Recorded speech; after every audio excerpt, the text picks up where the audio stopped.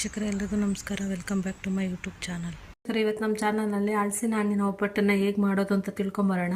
ಬನ್ನಿ, ಈಗ ನಮ್ಗೆ ಒಬ್ಬಟ್ಟು ಮಾಡಲಿಕ್ಕೆ ಏನೇನು ಸಾಮಗ್ರಿಗಳು ಬೇಕು ಅಂತ ನೋಡ್ಕೊಂಬರೋಣ. ಇಲ್ಲಿ ಅರ್ಧ ಚಮಚ ಅರಿಶಿನ ಪುಡಿ ತೊಗೊಂಡಿದ್ದೀನಿ, 8ರಿಂದ 10 ಕುಟ್ಟಿ ಏಲಕ್ಕಿನ ಕುಟ್ಟಿ ಪುಡಿ ಮಾಡ್ಕೊಂಡಿರೋಂಥ ಏಲಕ್ಕಿ ಪುಡಿ, 1 ಚಿಟಿಕೆಯಷ್ಟು ಉಪ್ಪು ಮತ್ತು 2 ಬೌಲಷ್ಟು ಮೈದಾ, ಅರ್ಧ ಬೌಲಷ್ಟು ನಾನಿಲ್ಲಿ ಚಿರೋಟಿ ರವೆನ ತೊಗೊಂಡಿದ್ದೀನಿ, ಮತ್ತು ಅರ್ಧ kg ಬೆಲ್ಲ. ಇಲ್ಲಿ ಒಂದು ದೊಡ್ಡ ಬೌಲಲ್ಲಿ ಇದು 30ರಿಂದ 40 ಹಲಸಿನ ತೊಳೆನ ನಾನು ಬೀಜ ಈ ರೀತಿ ತೆಗೆದಿಟ್ಕೊಂಡಿದ್ದೀನಿ. ಮತ್ತು ಅದಕ್ಕೆ ಒಂದು ಅರ್ಧ ಮುಕ್ಕಾಲು ತೆಂಗಿನಕಾಯಿ ಹೋಳಷ್ಟು ತೆಂಗಿನಕಾಯಿ.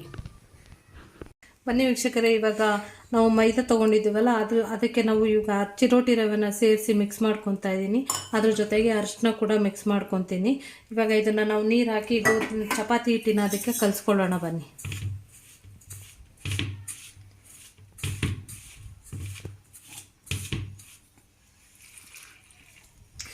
ಇಲ್ಲಿ ನೀರನ್ನು ಸ್ವಲ್ಪ ಸ್ವಲ್ಪನೇ ಸೇರಿಸ್ಕೊಳ್ಳಿ. ಒಂದೇ ಸಲ ಸೇರಿಸ್ಕೊಂಡ್ಬಿಟ್ರೆ ನೀರು ಜಾಸ್ತಿ ಆಗಿಬಿಡುತ್ತೆ.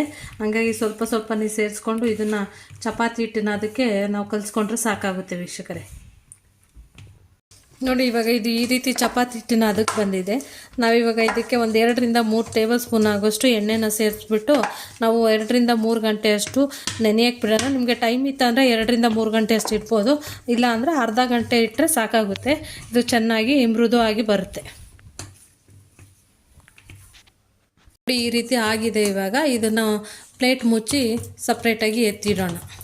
ನಾವು ಮೈದಾ ಹಿಟ್ಟನ್ನ ಮಿದ್ದಿಟ್ಕೊಂಡಾದ ನಂತರ ಇವಾಗ ತೊಗೊಂಡಿರೋ ಹಲಸಿನ ಹಣ್ಣು ಮಿಕ್ಸಿ ಜಾರ್ಗೆ ಹಾಕಿ ರುಬ್ಕೊಂಬರೋಣ. ಇವಾಗ ಈ ರೀತಿ ಮಿಕ್ಸಿ ಜಾರ್ಗೆ ಹಾಕೊಂಡಿದ್ದೀನಿ. ಇದಕ್ಕೆ ಯಾವುದೇ ರೀತಿ ನೀರು ಸೇರ್ಸೋಕೆ ಹೋಗಬೇಡಿ. ಹಲಸಿನ ಹಣ್ಣಲ್ಲಿ ಆಲ್ರೆಡಿ ನೀರು ಇರೋದ್ರಿಂದ ಇದಕ್ಕೆ ನೀರು ಸೇರಿಸೋ ಅವಶ್ಯಕತೆ ಇರೋದಿಲ್ಲ. ಇವಾಗ ಮೊದಲಿಗೆ ಸ್ಟವ್ ಹಚ್ಚಿ ಇದಕ್ಕೆ ನಾವು ಬೆಲ್ಲ ಕುಟ್ಟಿ ಪುಡಿ ಮಾಡಿ ಇಟ್ಕೊಂಡಿದ್ದೀನಿ, ಅದನ್ನು ಸ್ಟವ್ ಮೇಲೆ ಇಡೋಣ. ಅದಕ್ಕೆ ಒಂದು 2 ಸ್ಪೂನ್ ಆಗೋಷ್ಟು ನೀರನ್ನು ಕೂಡ ಹಾಕೋಣ. ಯಾಕಂದರೆ ಇಲ್ಲಿ ಕಸ ಏನಾದರೂ ಇದ್ದರೆ ಬೆಲ್ಲದಲ್ಲಿ ಅದೆಲ್ಲ ನಾವು ಸೋಸ್ಕೊಳ್ಳಿಕ್ಕೆ ಈಸಿ ಆಗುತ್ತೆ.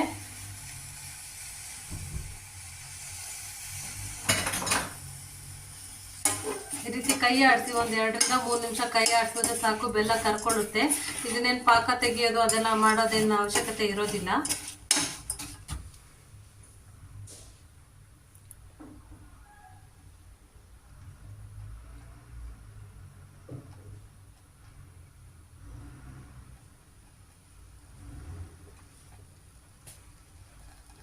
ಮತ್ತು ಇಲ್ಲಿ ಕೆಲವರು ಸಕ್ಕರೆನ ಯೂಸ್ ಮಾಡ್ಕೊತಾರೆ. ನೀವು ಸಕ್ಕರೆನ ಯೂಸ್ ಮಾಡಬೇಡಿ, ಅದು ಆಲ್ರೆಡಿ ನಮಗೆ ಕೆಮಿಕಲ್ ಅಂತ ಗೊತ್ತಿರೋದ್ರಿಂದ ಮತ್ತೆ ಅದನ್ನೇ ತಿನ್ನೋದು ಅಷ್ಟೊಂದು ಆರೋಗ್ಯವಾಗಿರೋದಿಲ್ಲ ನಮಗೆ. ನೋಡಿ, ಇವಾಗ ಬೆಲ್ಲ ಚೆನ್ನಾಗಿ ಕರಗಿದೆ. ಇವಾಗ ಇದನ್ನು ನಾನು ಪಕ್ಕಕ್ಕೆ ಇಟ್ಕೊಂಡು ಸೋಸ್ಕೊತೀನಿ. ಆಮೇಲೆ ಒಂದು ಕಡಾಯಿನ ಇಡ್ತಾ ಇದ್ದೀನಿ. ಕಡಾಯಿಗೆ ಸ್ವಲ್ಪ ಎಣ್ಣೆ ಹಾಕೊಳ್ಳೋಣ.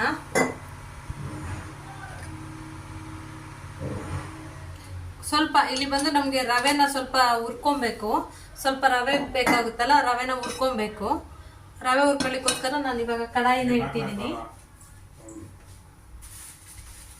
ಇವಾಗ ಎಣ್ಣೆ ಕಾಯ್ದ ನಂತರ ಇದಕ್ಕೆ ರವೆನ ಹಾಕಿ ಹುರ್ಕೊಳ್ಳೋಣ. ರವೆ ಇದನ್ನು ಜಾಸ್ತಿ ಹುರಿಯೋಂಥದ್ದೇನಿಲ್ಲ, ಸ್ವಲ್ಪ ಇದು ಎಣ್ಣೆಗೆ ಆದ್ರೆ ಸಾಕು. ಯಾಕಂದರೆ ಇದು ನಾವು ಕನಕಕ್ಕೆ ಮಿಕ್ಸ್ ಮಾಡ್ಕೊಳೋದ್ರಿಂದ ಇದು ಸ್ವಲ್ಪ ಕನಕ ತೆಳು ಅಂತ ಆದರೆ ಅದು ಗಟ್ಟಿ ಬರ್ಲಿಕ್ಕೋಸ್ಕರ ನಾವು ಈ ರವೆನ ಹುರ್ಕೊಂಡು ಇಟ್ಕೊತಾ ಇದ್ವಿ, ಅದಕ್ಕೆ ಮಿಕ್ಸ್ ಮಾಡ್ಕೊಳ್ಳಿಕ್ಕೋಸ್ಕರ. ನೋಡಿ, ರವೆ ಈಗ ಎಣ್ಣೆಗೆಂಪಾಗಿದೆ. ಇದನ್ನು ನಾವು ತೆಗೆದಿಟ್ಕೊಳ್ಳೋಣ. ರವೆ ಹುರ್ಕೊಂಡಿದ್ವಲ್ಲ ಅದೇ ಪ್ಯಾನ್ಗೆ ನಾನು ಇಲ್ಲಿ ಬೆಲ್ಲನ ಸೋಸ್ಕೊತಾ ಇದ್ದೀನಿ.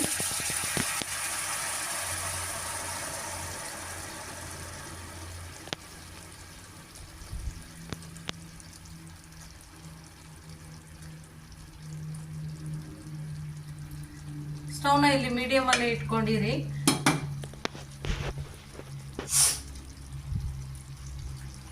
ಇವಾಗ ಏನು ರುಬ್ಬಿಟ್ಕೊಂಡಿದ್ನಲ್ಲ, ಇದು ಹಲಸಿನ ಹಣ್ಣಿನ ಇದು ಪೇಸ್ಟ್ ಮಾಡ್ಕೊಂಡು ನೋಡ್ರಿ. ಈ ರೀತಿ ನುಣ್ಣಗೆ ಪೇಸ್ಟ್ ಮಾಡ್ಕೊಂಡಿರ್ಬೇಕು, ತರಿಯಾಗಿರಬಾರ್ದು. ತರಿಯಾಗಿದ್ರೆ ಚೆನ್ನಾಗಿರಲ್ಲ. ಈ ರೀತಿ ನುಣ್ಣಗೆ ಪೇಸ್ಟ್ ಮಾಡ್ಕೊಂಡು ಬಂದಿರೋದನ್ನ ನಾನು ಅದಕ್ಕೆ ಬೆಲ್ಲದೊಳಗೆ ಸೇರಿಸ್ಕೊತಾ ಇದ್ದೀನಿ.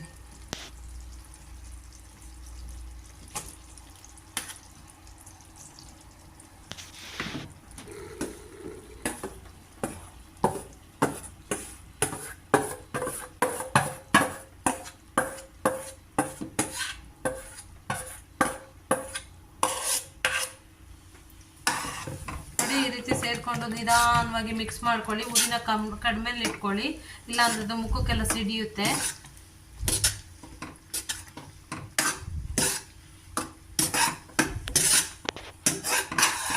ಇವಾಗ ನೀವು ಇದನ್ನ ಸೇರಿಸಿದ್ಮೇಲೆ ಕೈ ಆಡಿಸ್ತಾನೆ ಇರಬೇಕು, ಇಲ್ಲಾಂದ್ರೆ ತಳ ಬಿಡುತ್ತೆ. ಇದೇ ರೀತಿ ಒಂದು 5 ರಿಂದ 10 ನಿಮಿಷ ಕೈ ಆಡಿಸ್ತಾ ಇರಬೇಕಾಗುತ್ತೆ. ಇದು ಗಟ್ಟಿ ಆಗುತ್ತೆ.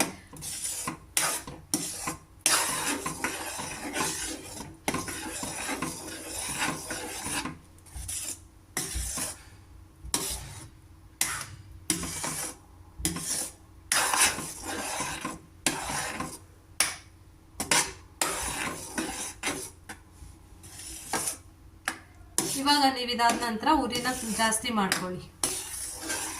ಸುಮಾರು 8 ನಿಮಿಷ ಆಗಿದೆ. ಈ ರೀತಿ ಗಟ್ಟಿ ಆಗಿದೆ ನೋಡಿ, ಈ ರೀತಿ ಗಟ್ಟಿ ಆಗಿದೆ. ಇವಾಗ ಇದಕ್ಕೆ ನಾವು ಹುರ್ತಿಟ್ಕೊಂಡಿದ್ನಲ್ಲ 2 ರಿಂದ 3 ಸ್ಪೂನ್ ರವೆ, ಅದನ್ನು ಕೂಡ ಸೇರಿಸ್ಕೊತಾ ಇದ್ದೀನಿ. ಇವಾಗ ಅದನ್ನು ಕೂಡ ಮಿಕ್ಸ್ ಮಾಡಿಕೊಂಡ್ರೆ ಇನ್ನೂ ಸ್ವಲ್ಪ ಗಟ್ಟಿ ಆಗುತ್ತೆ. ಇನ್ನೊಂದು 2 ನಿಮಿಷ ಇದನ್ನ ಹೀಗೆ ಕುದಿಸ್ಕೊಂಡ್ರೆ, ಕೈ ಆಡಿಸ್ತಾ ಇದ್ರೆ ಗಟ್ಟಿ ಆಗುತ್ತೆ. ಆವಾಗ ನಮಗೆ ಇದು ಹೂರ್ಣದಕ್ಕೆ ಬರುತ್ತೆ. ನಮಗೆ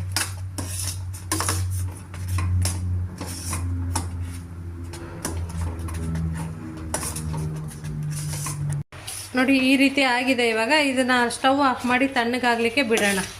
ನಾನು ಮಿತ್ಕೊಂಡಿದ್ನಲ್ಲ ಈ ರೀತಿ ಆಗಿದೆ. ಈ ರೀತಿ ಎಷ್ಟು ಚೆನ್ನಾಗಿ ಬಂದಿದೆ ನೋಡಿ ಕನಕ. ಈ ರೀತಿ ಎಳೆ ಎಳೆಯಾಗಿ ನಾರ್ ಥರ ಬರಬೇಕು. ಹಿಂಗೆ ಬಂದರೆ ನಮಗೆ ಒಬ್ಬಟ್ಟು ಕೂಡ ಚೆನ್ನಾಗಿ ಬರುತ್ತೆ ನೋಡಿ. ಹೂರ್ಣ ಬಾಣಲಿಯಿಂದ ತಣ್ಣಗಾದ್ಮೇಲೆ ಈ ರೀತಿ ಆಗಿರೋದನ್ನು ನಾನು ಉಂಡೆ ಕಟ್ಟಿ ಒಂದು ಬೌಲ್, ಒಂದು ಸಪ್ರೇಟ್ ಪ್ಲೇಟ್ಗೆ ಇಟ್ಕೊಂಡಿದ್ದೀನಿ. ನನಗೆ ಈಸಿ ಆಗಲಿ ಅಂತೇಳಿ ನೋಡಿ ಈ ರೀತಿ ಬರುತ್ತೆ. ನಮ್ಮ ಕನ್ಸಿಸ್ಟೆನ್ಸಿಗೆ ಈ ರೀತಿ ಬರುತ್ತೆ.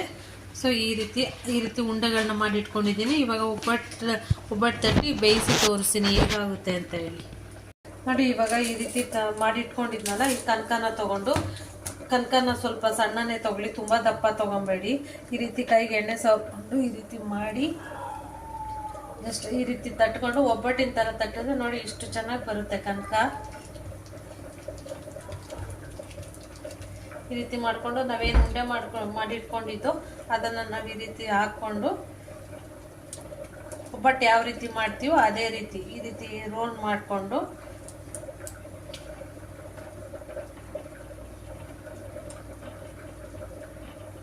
ಈಗ ಇದನ್ನು ಸ್ವಲ್ಪ ಇನ್ನೊಂದು ಸ್ವಲ್ಪ ಎಣ್ಣೆ ಸವರ್ಕೊಂಡು ಇದು ಅಂಟ್ಕೊಳೋದ್ರಿಂದ ಸ್ವಲ್ಪ ಈ ರೀತಿ ಒಬ್ಬಟ್ಟಿಗನ್ನ ತಟ್ಕೊಂಡು ತವ ಕಾಯಕ್ಕೆ, ಇಲ್ಲಿ ಪಕ್ಕದಲ್ಲಿ ತವ ಕಾಯಕ್ಕೆ ಇಟ್ಟಿದ್ದೀನಿ. ತವ ಕಾಯಿದ ನಂತರ ಅದಕ್ಕೆ ಒಬ್ಬಟ್ಟು ಹಾಕಿ ಬೇಯಿಸ್ಕೊಳ್ಳೋಣ ಬನ್ನಿ.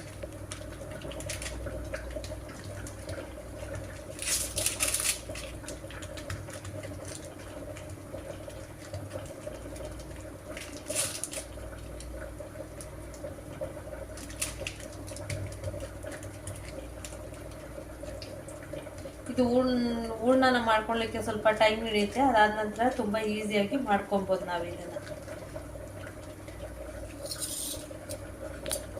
ನೋಡಿ. ಈ ರೀತಿ ಸ್ವಲ್ಪ ತವಾಗೆ ಎಣ್ಣೆ ಮಿಕ್ಸ್ ಮಾಡಿಕೊಂಡು ತವಾ ಮೇಲೆ ಬೇಯಲಿಕ್ಕೆ ಹಾಕೋಣ.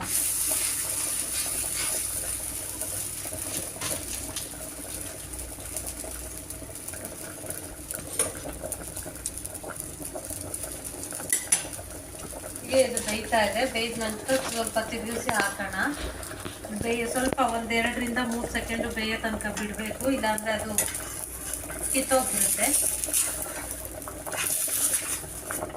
ರೀತಿ ನಿಧಾನಕ್ಕೆ ಇಟ್ಕೊಂಡ್ರೆ ಒಬ್ಬಟ್ಟು ತುಂಬ ಚೆನ್ನಾಗಿ ಬರುತ್ತೆ.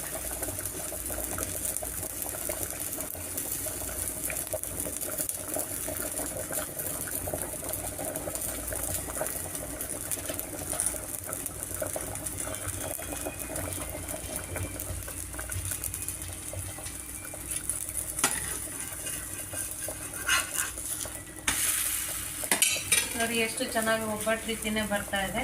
ಇದಕ್ಕೆ ಏನು ತನಕ ಒಂದು ಹೂರ್ಣ ಒಂದು ಬೇರೆ ಥರ ಸ್ವೀಟ್ನೆಸ್ ಕೊಡುತ್ತೆ.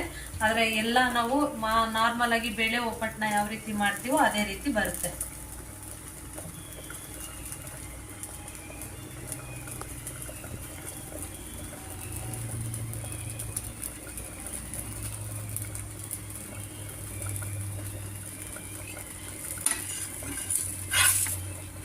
ನೋಡಿ ಈ ರೀತಿ 1-2 ರಿಂದ 3 ಸಲ ತಿರ್ಸಿ ಹಾಕೊಂಡ್ರೆ ಸಾಕಾಗುತ್ತೆ.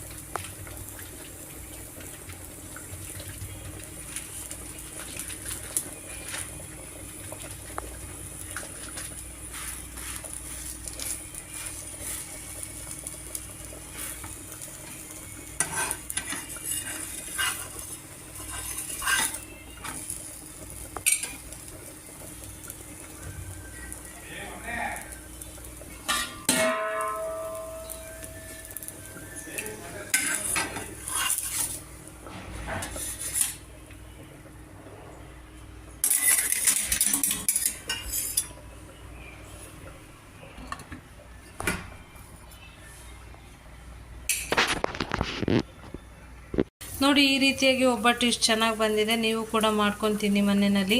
ಲೈಕ್ ಮಾಡಿ, ಶೇರ್ ಮಾಡಿ, ಸಬ್ಸ್ಕ್ರೈಬ್ ಮಾಡಿ, ಎಲ್ರಿಗೂ ತಿಳಿಸಿ.